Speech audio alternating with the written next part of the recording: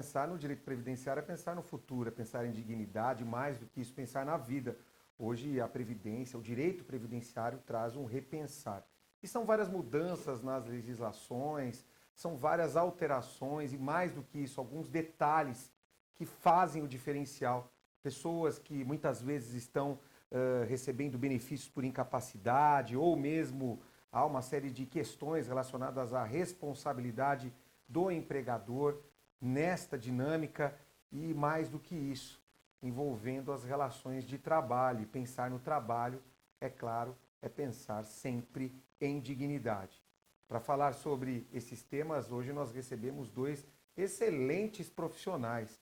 Eu vou começar hoje conversando com a doutora Franciele Aredes, que é médica. Como vai, doutora? Como vai, Leopoldo? Tudo bem? É um prazer estar aqui com vocês, né? Poder estar contribuindo um pouco, né? Dentro da minha experiência, né? Poder, né, estar tirando dúvidas, né? Alguma informação a mais que a gente puder fazer dentro da minha área. Estamos aqui, né? À disposição. Eu acho muito importante a presença de um profissional da medicina no desenvolvimento dessas questões, porque trazem uma opinião diferenciada. Eu tenho certeza que as pessoas que estão nos assistindo agora online, com certeza possuem uma série de perguntas a fazer. Claro que infelizmente não podemos abrir aqui o link para tantas perguntas, mas quem sabe vamos aqui esclarecer a dúvida de muitas pessoas que estão nos assistindo. Conosco também o Dr. Jânius Aredes, que é advogado especialista em direito previdenciário. Como vai, doutor?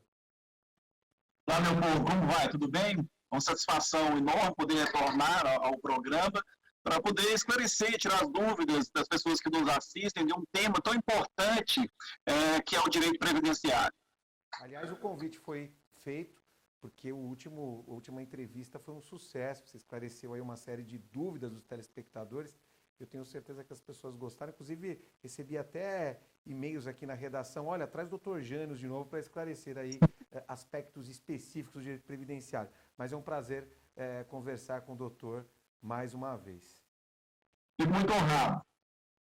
Bom, indo direto ao assunto, essa questão dos benefícios por incapacidade e a responsabilidade do empregador. Vou conversar então com o Dr. Jânius, começamos com o Dr. Jânius sobre essas questões. Primeiro que esclarecesse para o telespectador por que benefício por incapacidade, para aquele que não tem muita informação, quem não conhece muito sobre o tema. Muito bem. O nome anterior era auxílio-doença, e o conceito que faz gerar o benefício, para concessão do benefício, é a incapacidade e não a enfermidade. Então, com a reforma da Previdência Social, houve alteração da nomenclatura. Então, agora ficou auxílio por incapacidade temporária ou então o auxílio por incapacidade permanente, que é a aposentadoria por invalidez. Então, o que faz ganhar o benefício é a incapacidade laboral e não a enfermidade. Agora, por exemplo, quem está doente tem automaticamente o direito a esse auxílio? Enfim, né? Quem está doente tem automaticamente direito ao auxílio-doença ou aposentadoria por invalidez? Essa pergunta é para quem, Leopoldo? Para você, doutor, para o doutor mesmo, e depois eu faço para a doutora Franciele, mas se a doutora Franciele também puder esclarecer. Sim, não necessariamente. O que vai gerar a concessão do benefício é a incapacidade do trabalhador, ou incapacidade laboral. Esse é o conceito técnico para a concessão do benefício, não é a enfermidade em si. Agora, assim, do ponto de vista da medicina, quando que, e aí eu pergunto para a doutora Franciele, quando que um paciente pode ser enquadrado, não sei nem se a palavra seria enquadrado ou seria disposto ou indicado a ser beneficiário deste benefício, não sei se é assim que eu posso me referir, mas, doutora, quando que um paciente possui essas características para receber esse tipo de auxílio? Bom, o auxílio-doença, quando ele é caracterizado, né, acima de 15 dias, né, de afastamento consecutivo, ele tem esse direito, né? Então, essa incapacidade temporária depende da patologia. Então, por exemplo, vamos dar exemplos aqui que fica mais fácil. Uma pessoa portadora de uma hipertensão apresenta uma crise hipertensiva, né? Vamos dizer, uma pressão acima de 200 por 100, e ela apresenta sintomas como hemorragia nasal, né? Cefaleia, dor torácica, né? Então, essa pessoa vai ter uma série de sintomas. Então, o médico que acompanha esse paciente, no caso, por exemplo, um cardiologista, ele deverá estar atento para ver se esse paciente deverá ficar afastado quanto tempo para que ele possa tratar essa doença dele, né? Estabilizar a doença dele, no caso da hipertensão, para que ele volte ao trabalho. O afastamento temporário que dá direito ao auxílio-doença, a gente parte do princípio que esse paciente ele tem condições posteriormente de estar retornando ao trabalho.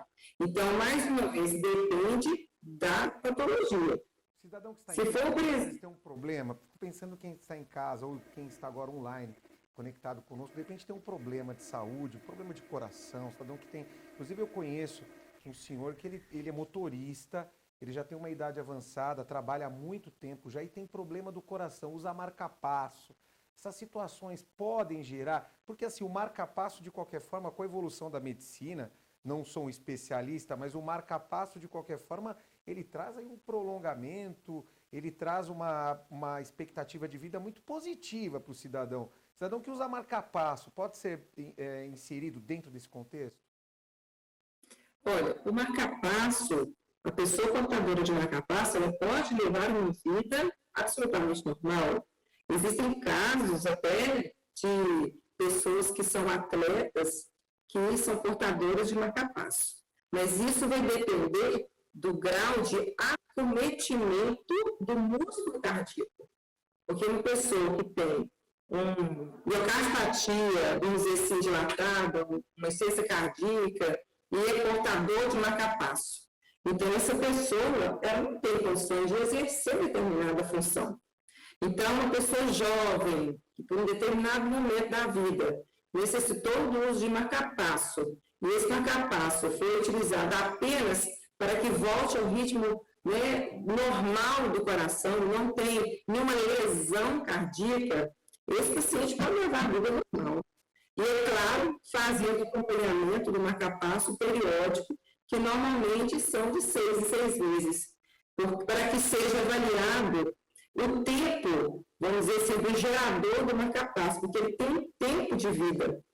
Normalmente varia em torno de 8 anos. Então, esse indivíduo terá que fazer esse acompanhamento até mesmo para o momento que será programado a troca do gerador. Mas sim, ele pode levar uma vida tranquila. Vou voltar para o doutor Jânio, com relação, já retorno, então, com essas dúvidas em relação a aspectos médicos, mas deixa eu aproveitar o doutor Jânio no seguinte sentido. Quanto tempo de contribuição, hein, doutor Jânio? Porque, de repente, quem está em casa também fica naquela dúvida, né? Bom, eu tenho um problema de saúde, trabalho, quanto tempo de contribuição para ter direito? Quais são os requisitos técnicos da lei atualmente? Certo. É chamado de carência esse tempo aí, e é necessário uma carência de 12 meses para um benefício por incapacidade temporária ou permanente. Mas há exceções nesses casos aí, como, por exemplo, uma pessoa começa a trabalhar de carteira assinada, tem apenas 2 meses de carteira, e ele sofre um acidente de trabalho, ou então um acidente doméstico, um acidente automobilístico, e nessas ocasiões aí não é necessária a carência de 12 meses, Agora, é isento de carência. Agora me diz uma coisa, com relação a essa questão cardiológica, cidadão que tem uma cardiologia grave, uma situação de urgência, quer dizer, para ele ter direito, ou se de repente ele tem um problema de coração muito grave, e foi algo assim surgido de uma maneira abrupta, rápida, que ele nunca, na verdade, demonstrou que possuir aquele problema de saúde. E aí, ele tem direito, tem que contribuir os 12 meses da mesma forma? Também não.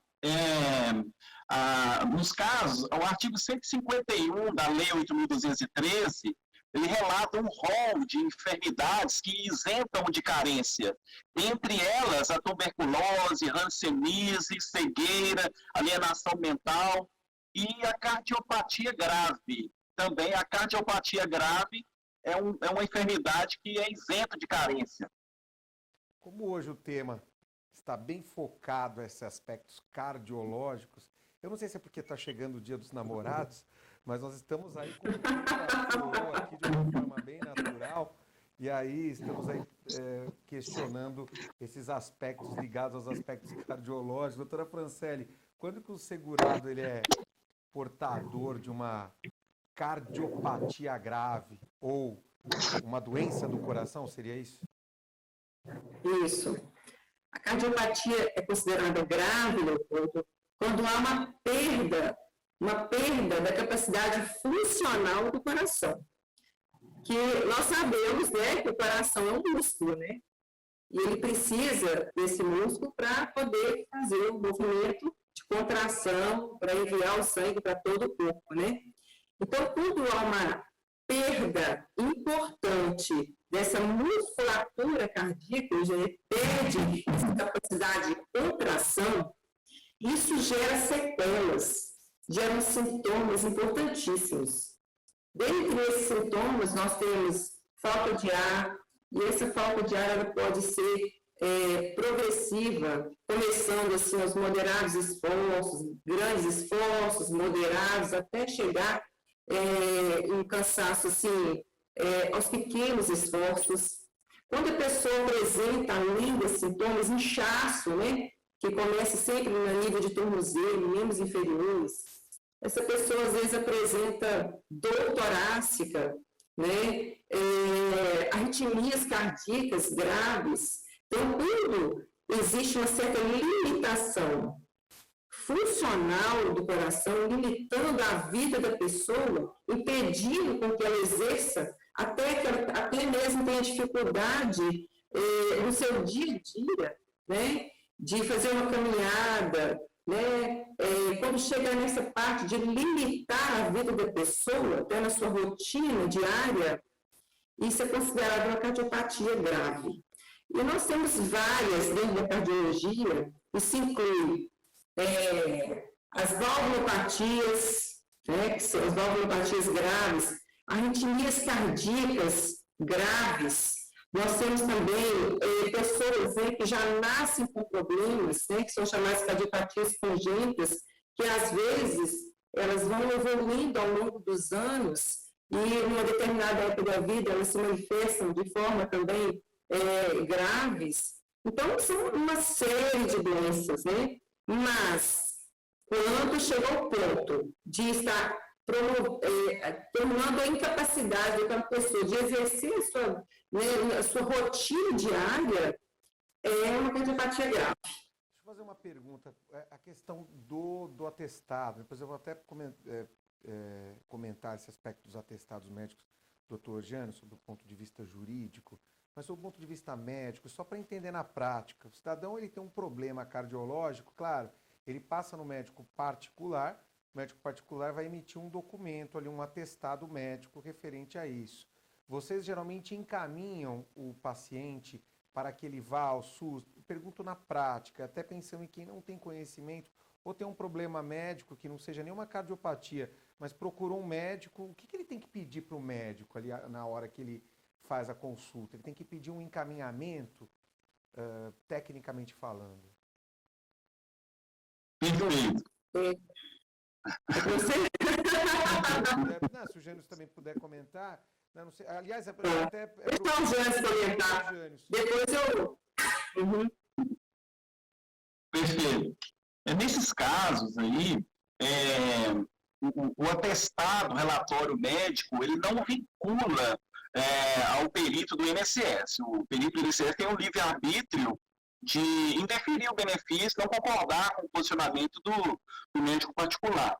Mas, assim, a sugestão para quem nos assistem aí é que, ao procurar o médico, de preferência um médico especialista da área, por ser um conhecedor com profundidade no assunto.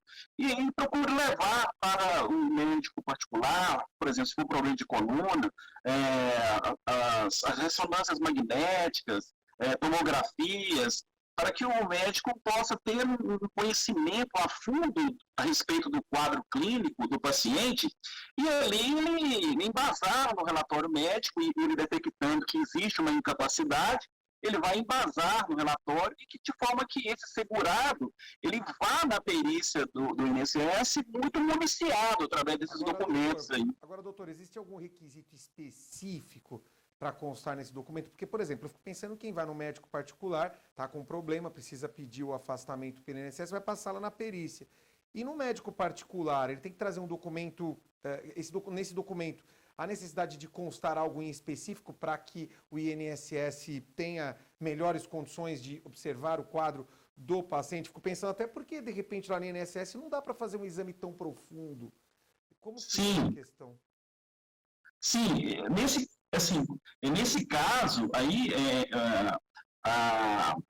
o que faz ganhar o benefício é a incapacidade. Então, nesse sentido, se o médico particular ele entender que o paciente dele possui um quadro incapacitante, o que deve constar a recomendação ali do especialista é que existe incapacidade de trabalho, seja ela temporária ou permanente. E de forma que o perito, ao avaliar, ele pode concordar ou não com aquele posicionamento ali. Doutora, as suas considerações. Doutora Franciele. Bom, ele realmente tem o livre-arbítrio de procurar tanto o médico do INSS quanto o médico particular. Isso vai depender das condições financeiras desse paciente, né? Mas nesse relatório é importante que o médico relate a condição clínica do paciente e realmente esteja levando essa incapacidade dele, né? É importante relatar os sintomas, relatar os exames que foram realizados, inclusive é importante que o paciente leve no momento da perícia esses exames, que são chamados exames complementares, né? Para poder provar ainda mais para o médico perito do INSS sobre a sua patologia, sobre a sua incapacidade, né? Importante colocar também no relatório os medicamentos que esse paciente toma, há quanto tempo, né? Como que está sendo a evolução, há quanto tempo começou, né? Se é uma coisa recente, se é coisa antiga. Todas essas informações são muito importantes para que o médico do perito possa fazer, então, possa tomar a sua decisão, se tem ou não incapacidade. Doutora que é médica, e a pergunta que eu dirijo é ao médico em si. A senhora acha que, por exemplo, o atestado que a senhora fornece como médica, e aí eu digo não só o seu, como qualquer médico, inclusive do SUS, a senhora acha que esse atestado ele é suficiente, por exemplo? Ou não digo se, eu não sei se o nome seria, eu não sei se o nome seria um atestado ou um laudo que a senhora forneceria. É um relatório. Um relatório médico. Seria um relatório fornecido. Ele seria suficiente, e eu gostaria da sua opinião como médica, seria suficiente para que esse cidadão tivesse aí direito a uma eventual aposentadoria? E eu vou dizer por que eu faço essa pergunta. Existem alguns cidadãos que chegam lá no INSS, fazem um pedido e às vezes é negado, mesmo com documento médico. Qual que é a sua opinião? Eu vou falar do ponto de vista cardíaco, tá? Ok. Porque isso aí envolve várias patologias, né? Então, assim, eu vou te falar do ponto de vista cardíaco. As patologias cardíacas que geram afastamento, elas são muito graves. No geral, elas são muito graves. Então, é um pouco complexo. Agora, essa questão que eu estou falando sobre esses relatórios, é muito comum, por exemplo, o próprio Janes, o doutor Janes comentou sobre as patologias relacionadas com coluna, né? Que nem sempre, às vezes, o próprio paciente ele comenta que ele está com lombalgia, né? Irradiando para as pernas, dificuldade de caminhar e tudo. Então, essas decisões são meio complexas. Muitas vezes... Jânice, pensa da mesma forma com relação a essa questão do atestado? Será que é suficiente? E Não, é assim, os profissionais estão com dificuldades para lograrem êxito aí nos seus pedidos, mesmo que administrativamente? Nesse caso, a sugestão, quando, por exemplo, nos procuram aqui, de forma que eles venham ser municiados de vários documentos. Ressonância magnética, tomografia, se tem casos familiares da enfermidade. Então, ele vai projetar, assim, sérios documentos que vão embasar o laudo médico. E com esses documentos, ele vai apresentar na perícia. Seria assim, dessa forma. Não só o laudo médico específico, mas os exames complementares, receituários, que ele tiver, ele vai estar apresentando para o perito possa estar compreendendo o quadro clínico dele. E também a carteira de trabalho. O quadro funcional do empregado também é importante para a análise do perito. Se for exercer uma atividade braçal, pega muito peso, tem um problema sério de coluna, hernia de disco, o quadro clínico se torna incompatível com a profissão. Opinião da doutora com relação a essa questão de retorno ou não do cidadão às atividades normais ao trabalho. Às vezes a empresa aí traz uma perspectiva, o cidadão vai ao INSS e diz que ele está apto a retornar. Qual que é a recomendação que a senhora traz com relação a isso? Bom, o médico do trabalho, ele terá que ter uma visão, assim, ele terá que ser bem perspicaz nessa situação, né? Porque se ele constata que aquele paciente, aquele de exercer a função naquela empresa, aquela determinada função, no INSS, o médico do INSS, ele liberou para que aquele paciente volte ao trabalho, é importante que ele faça uma readaptação desse trabalhador dentro da empresa, né? Colocando em funções um pouco mais leves, né? É importante que ele tenha essa visão, né? Para que esse paciente, esse trabalhador não fique, né, sem saber, volta, não volta. Então, é muito importante essa readaptação. Quero ouvir a opinião do Jânio com relação a essa situação. Tem gente que está em casa, está nos assistindo, Jânio, e ficam pensando, né? Eu não tenho condições de voltar ao trabalho, me disseram que eu tenho. O que ele faz? Ele fica desesperado, o coração então bate mais forte, né? Porque ele fica, e agora, o que eu faço? Eu não tenho condições de retornar, e disseram que eu tenho. E aí, Jânio, o que ele faz? Quais as recomendações juridicamente falando? É uma situação, assim, lamentavelmente, Leopoldo, que tem acontecido muito ultimamente. Com frequência, mas eu acredito que frequente. Eu mesmo conversei com várias pessoas já. Exatamente, é uma situação lamentável que tem acontecido muito ultimamente, e esse é um fenômeno chamado limbo jurídico. Limbo, a pessoa fica no limbo, ou seja, ele está enfermo, está trabalhando, está enfermo, vai para o INSS, tenta o benefício, o INSS nega. E aí ele volta para a empresa. Chega na empresa, vai fazer um exame de retorno ao trabalho, o médico do trabalho fala que ele está inapto. E aí recomenda procurar o INSS novamente. Chega no INSS, marca o benefício é indeferido. Volta para a empresa, procura o médico de trabalho fala que está inapto. Então fica numa situação de ping-pong, é igual uma bola jogada de um lado para o outro, Então o INSS, mas a empresa é como se tivesse uma partida de tênis, de um lado o INSS, do outro lado a empresa, e a bolinha é o trabalhador jogando de um lado para o outro. Então, nesse sentido, essa situação aí chama limbo jurídico. E existem saídas técnicas para, nesse caso aí, que pode estar amparando ao trabalhador. Situação complicada. E aí eu fico pensando no trabalhador que está em casa. Mas eu vou fazer o seguinte, eu vou fazer um rápido intervalo e nós já voltamos falando sobre esses e outros temas. Estou gostando bastante de conversar com vocês, não sei quem está em casa, mas eu acredito que as dúvidas persistem. Se eu pudesse abrir o link aqui para as perguntas ao vivo. Mas, por questões éticas, não podemos aqui abrir as perguntas no ar, mas nós vamos para um rápido intervalo e já voltamos.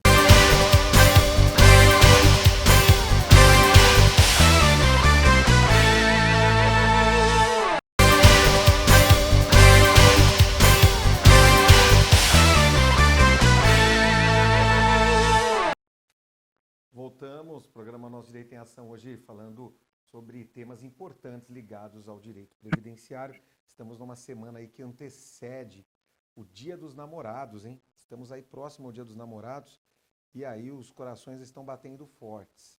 E pensar em coração batendo forte é pensar com certeza no direito previdenciário, porque é pensar no futuro, pensar em situações como a que discutimos agora, antes dos intervalos, agora voltamos a discutir, cidadão que fica no limbo, como disse o nosso convidado de hoje, doutor Jânios, e aí eu fico pensando mais do que isso, doutor Jânios, aquela questão, por exemplo, do INSS não conceder, a empresa não autoriza o retorno, como que fica a situação do cidadão que fica perdido? Claro que ele tem que procurar um profissional do direito, mas o que fazer nessa situação? Como disse, Leopoldo, é uma situação muito lamentável que ocorre, porque ele fica perdido, não existe uma regulamentação jurídica que aplica nesse caso, ele fica à margem da lei nessa situação. As contas começam a chegar, o nome começa a ir, vai para o LSPC, a pessoa fica sem renda, vai para o INSS, vai para a imprensa e fica sem renda alguma. Então, assim, a saída técnica que a gente tem feito nesse caso específico é o seguinte: a carteira de trabalho, ela está assinada pelo empregador. De acordo com o artigo 4º da CLT, enquanto permanecer o vínculo laboral, é responsabilidade do empregador em relação a arcar com o pagamento do trabalhador.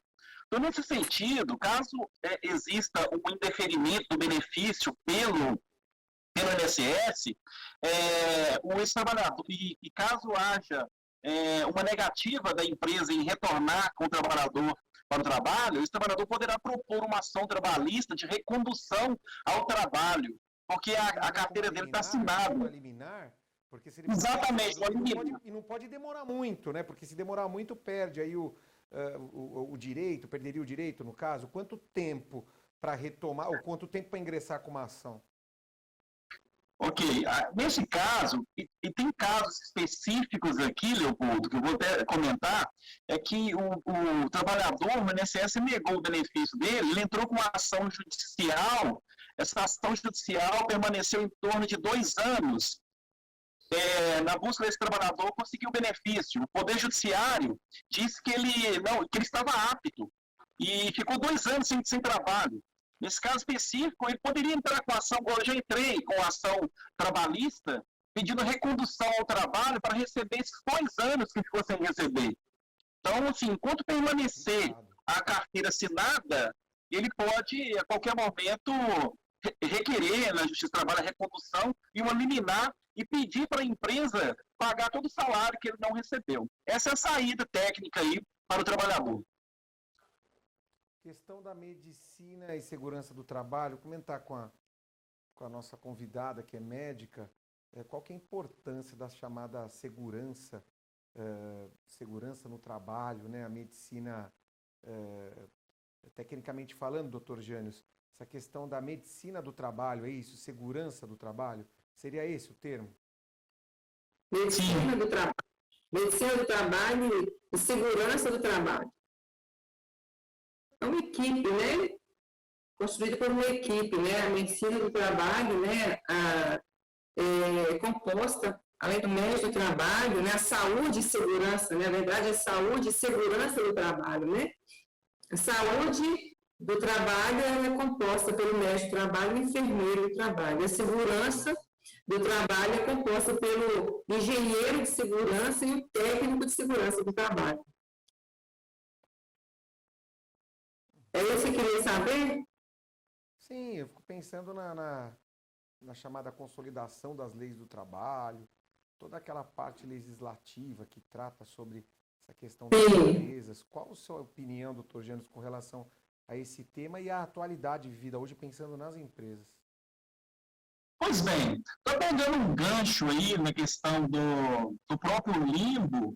É importantíssimo essa presença do médico do trabalho, porque em situações como essa, como o limbo, por exemplo, voltando um pouco, o médico do trabalho, ao detectar que o INSS encaminha para para a empresa, para onde está apto, o médico do trabalho ele poderia remanejar esse trabalhador por um outro cargo, compatível com o quadro clínico dele. O setor de medicina do trabalho ele poderia estar investigando casos de potenciais casos de problema de coluna, por exemplo, remanejar o trabalhador por um outro setor, um ambiente que está muito insalubre, o médico do trabalho poderia estar melhorando aquele ambiente, proporcionando um ambiente salubre, seguro. Deixa eu ter uma dúvida. Essa questão do enquadramento, porque às vezes o cidadão ele trabalha em uma determinada função na empresa, tem um problema e aí necessita ali do INSS, o tipo de enquadramento da atividade dele e algo do tipo se impacta nessa transição perante o INSS, no sentido de ou de um afastamento ou algo do tipo. Por exemplo, ele trabalha numa função uma função ali de uma determinada função específica e, na verdade, ele exerce outra função que não aquela que está no registro em carteira. Será que isso impacta na hora dessa transição? Isso pode inviabilizar, se assim poderia me referir melhor, o pedido dele? É muito comum o trabalhador fazer um exame admissional, foi contratado para trabalhar numa área e, na prática, ele exerce uma outra atividade totalmente incompatível com o que ele exerceu. Então, não acostumado a exercer aquela atividade, então, assim, o desleixo do empregador em relação à saúde do empregado, por não proporcionar um ambiente salubre, isso e desvio de função, acúmulos de funções, sem dúvida alguma, pode comprometer totalmente a saúde do empregador, tornando incapaz para o trabalho mais cedo. Porque, doutor Jânio, isso gera uma série de impactos. O cidadão que hoje passa por uma situação dessa, ele acaba tendo um impacto muito grande na vida dele. E isso acaba repercutindo de uma forma grandiosa. E quais os impactos com relação... Fico pensando em relação ao INSS e à empresa propriamente dita. Que é impacto para o empregado, mas impacto também para o empregador. Isso, perfeito. Então, assim, o artigo 197 da CLT, ele diz que é dever do empregador cuidar da saúde do empregado, estabelecer as normas de medicina e segurança de trabalho, as normas regulamentares, cuidar da saúde do trabalhador. Então, por exemplo, se acontecer um acidente de trabalho, como no exemplo que eu vou citar aqui agora, admitamos que um jovem trabalhador, aos 25 anos, sofre um acidente, fica inválido, fica de cadeira de rodas, por exemplo, por uma culpa do empregador por não ter cuidado do ambiente de trabalho, por uma negligência do empregador de cuidar da saúde do empregado, das normas de segurança técnicas, ele poderá propor ação trabalhista de danos morais, danos estéticos, se assim existir um dano estético, danos materiais, requerer um pensionamento, uma pensão vitalícia. A expectativa de vida pelo BGE é de 78 anos de idade, 78, 80. Então, imagine que esse trabalhador de 25 anos de idade, ele ganhava R$4.000 da empresa. Se ele ficou inválido para o trabalho, ele vai pedir um pensionamento de R$4.000, proporcional ao que ele ganhava na empresa. Até os 78 anos de idade, com expectativa de vida.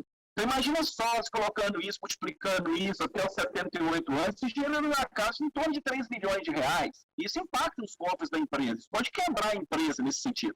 Por isso, a recomendação é de cuidar um ambiente salubre, um ambiente que realmente cumpra a lei com relação às normas técnicas para proteger o trabalhador. E também repercute na esfera previdenciária com a concessão do benefício por incapacidade temporária, o benefício por incapacidade permanente, a aposentadoria por invalidez, ou então, em caso de morte, uma pensão por morte acidentária. Com relação à questão da segurança e aspectos aí de medicina do trabalho, são temas que caminham juntos, doutora? Perfeito, exatamente. São temas que estão entrelaçados, né? O ambiente de trabalho, mais a questão da medicina do trabalho. São temas totalmente em comum. E a opinião da doutora Franciele? Bom, elas têm que andar juntas, né?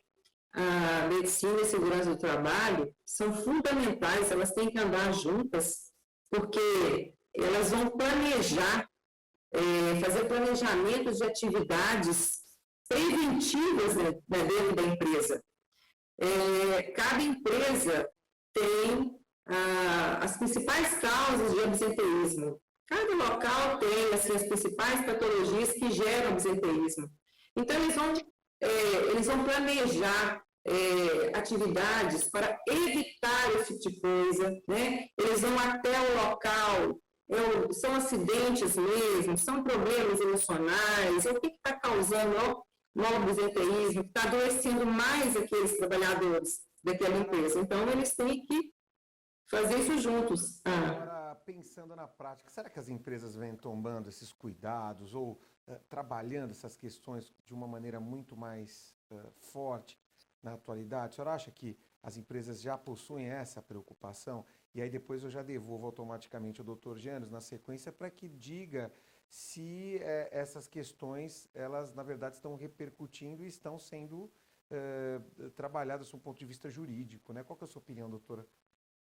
Sim, as empresas estão cada vez mais, né, preocupadas com isso, principalmente depois da implantação do E-Social.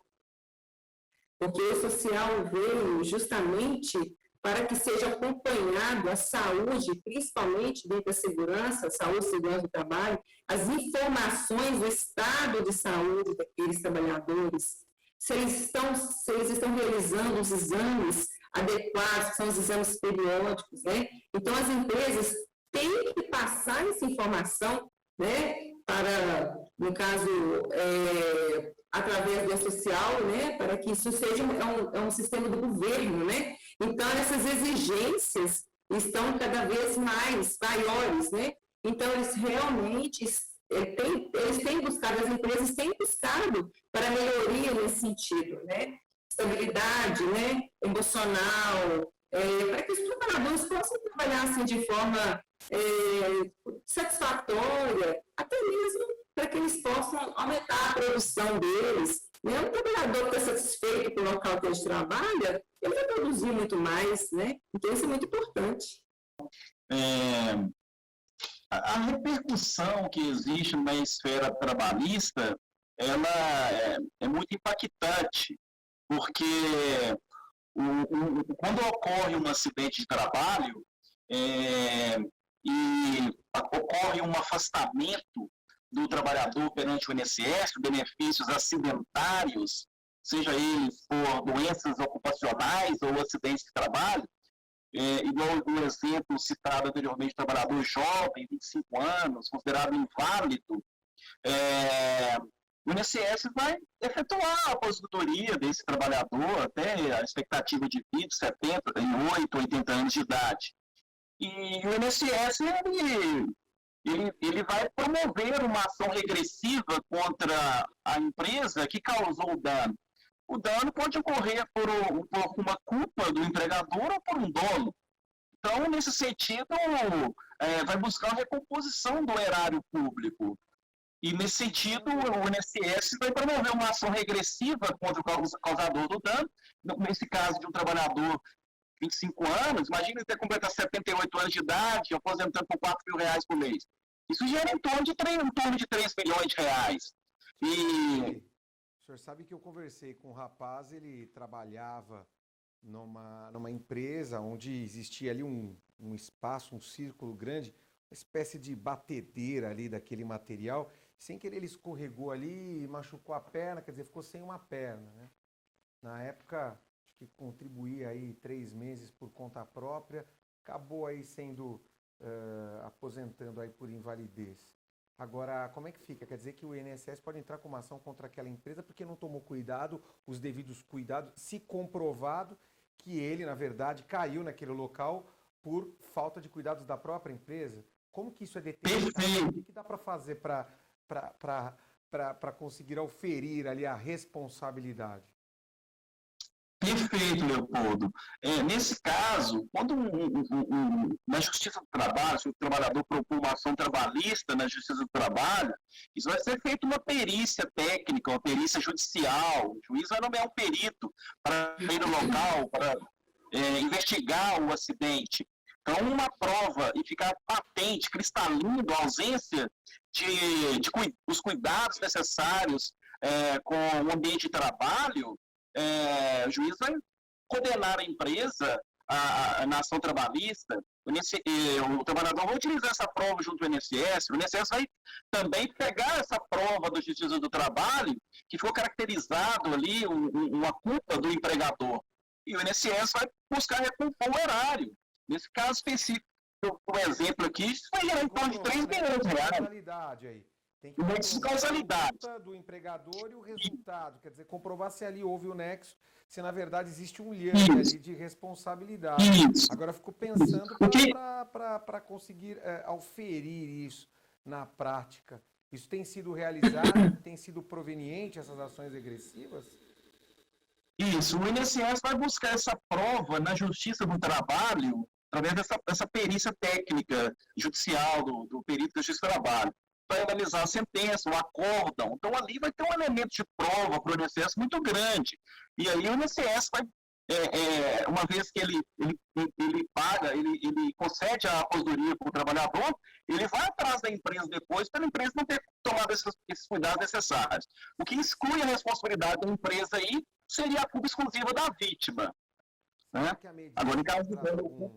Será que a medicina traz algum aconselhamento para as empresas para que elas não passem por isso? É claro que os cuidados técnicos são necessários, mas será que a medicina, eu pergunto à doutora Franciele, existe alguma perspectiva ou alguma opinião com relação a isso? Bom, a principal coisa que uma empresa deve seguir são as normas regulamentadoras. Isso é importantíssimo, né? Que são as NRs, né? Então, as NRs, elas se referem justamente a essa questão de controle da saúde, prevenção de riscos, né? São as NRs, NR7, que é sobre saúde ocupacional, NR9, que é sobre prevenção de riscos de acidentes, tem a NR5, que é a Comissão Interna de Prevenção de Acidente, a NR6, que é sobre o uso de EPIs. Então, ela tem que seguir essas normas regulamentadoras, para que ela não passe por essas situações aí de regressão. Doutor Jânio, a sua opinião com relação ao cidadão que está em casa, segurado, que teve o seu benefício negado pelo INSS. Considerações em relação ao que ele faz, quem ele procura, como agir nesse caso?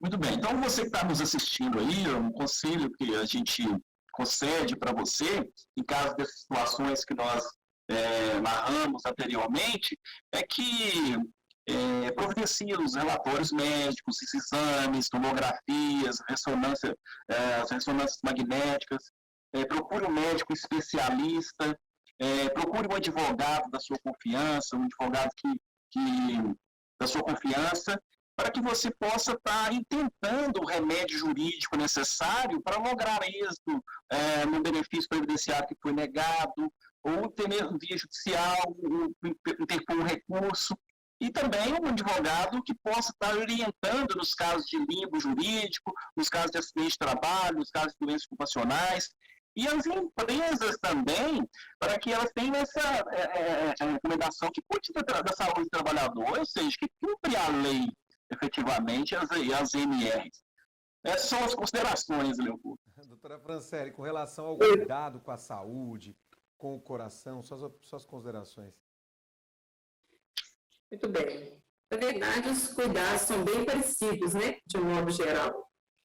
Os principais cuidados sobre a alimentação, uma alimentação balanceada, uma prática de atividade física, né, evitar o fumo. Então, assim, com relação ao que é o tema, né, sobre as empresas, elas têm que incentivar essas palestras, têm que incentivar essa prática de ginástica laboral. As empresas têm que entender, Leopoldo, que elas estão investindo na saúde do trabalhador, entendeu? Que às vezes acham que seria um gasto, mas na verdade é um investimento na saúde, para que eles possam trabalhar de forma satisfatória, felizes, né, satisfeitos de estar ali, exercendo a função deles.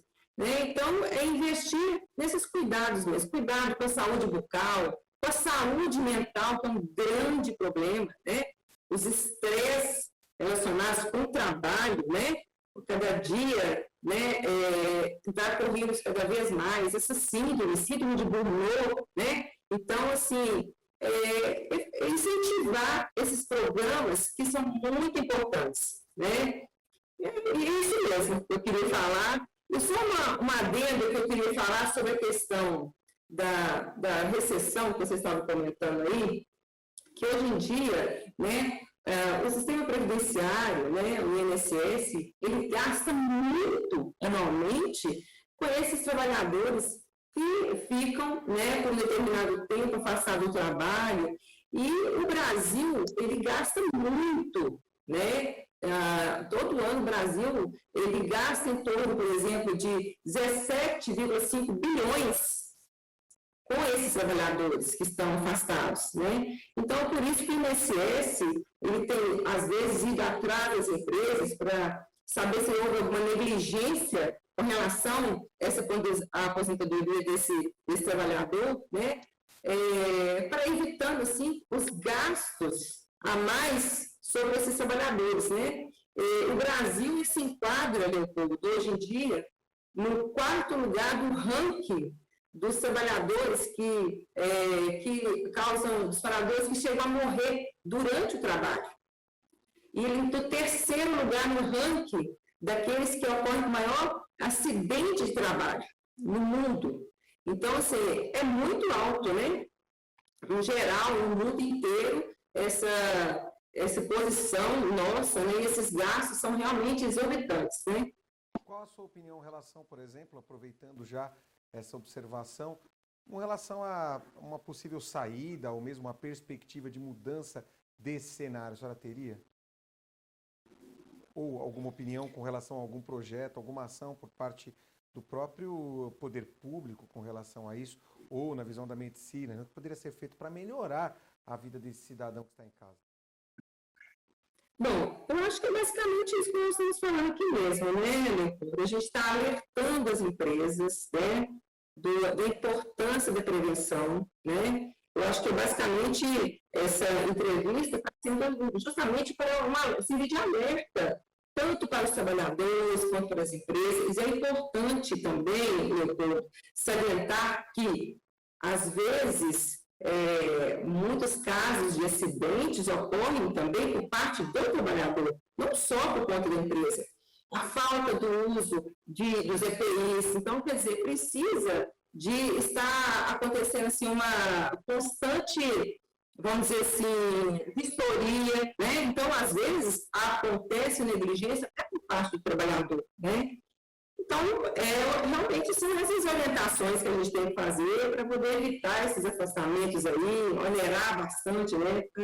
Então, é importante essas orientações.